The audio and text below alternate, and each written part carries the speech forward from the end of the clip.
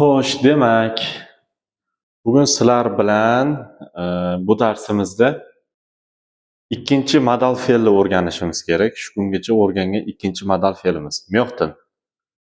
Xohlamoq fe'li. Biror narsalarni xohlayotganliklaringni muloyim tarzda chiroyli qilib aytish yo'li. Tushunarlimi?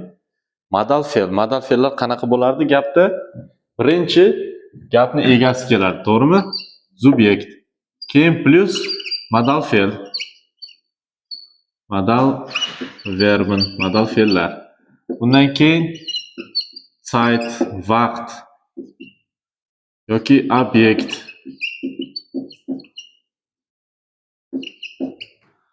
va oxirida fe'llar keladi, to'g'rimi? Bu infinitiv holatda. Infinitiv holatda. Endi Myoktin fe'li ham xuddi shu qoidalar asosida ishlaydigan fe'l, xohlamoq. Tushunilishi. Ich möchte, du möchtest, sie es. Bular u degani, to'g'rimi? Möchte, wir, biz. Möchten, ihr. Möchtet, sie ga möchten. Tushunarlimi? Bu tushunilishi. Endi gaplar misolida. Ich möchte einen Tee trinken. Nima degani? Choy ichishni xohlayman. Tushunarlimi? Bitta choy ichish xohlayotganini chiroyli qilib aytish. Misol uchun, kafeda o'tirganda, "Entschuldigung, was möchten Sie?" desa, ya'ni nima xohlaysiz?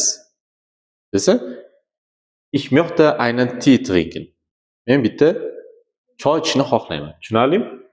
Endi wir möchten Deutsch lernen. Ya'ni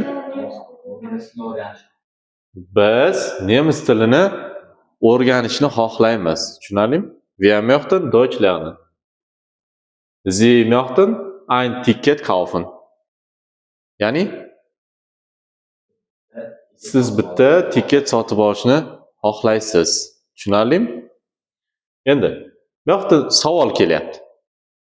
Möchten Sie Kafe oder Tee? Mana bu yerda bitta qolib ketdi. Kafe oder Tee? Siz kofe yoki choy xohlaysizmi? Mana bu oda degani yoki, to'g'rimi? Möchten Sie Kafe oder Tee? Ya? Oda sizlarga savol beradigan bo'lsam, möchtest du Kafe oder Tee? Ya? Javob beradigan bo'lsak, men bitta kofe xohlayman desa nima bo'ladi? Ya. Endi möchte kein Fleisch essen. Ya'ni u Fleisch nima edi? Nein, go'sht bu. Tushunarlimi? Möchte kein Fleisch essen. Ya'ni u go'sht yeyishni xohlamaydi. Kein turibdi-yu. Tushunarlimi?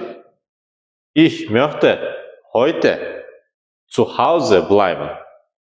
Bleiben qolmoq degan tarjimasi. Nein,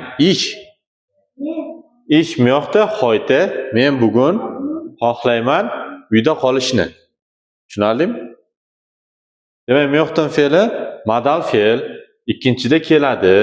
Gapning asosiy fe'lini orqaga o'tkazib yuboradi infinitiv holatda va birorta xohish istaklarimizni muloyim tarzda bildirishni anglatadigan fe'l hisoblanadi. Tushunarlimi? Yozib olinglar. Zu? Mana bumi? Uyda degan. Tushunarlimi? Ich möchte heute zu Hause bleiben. Men bugun uyda qolishni xohlayman.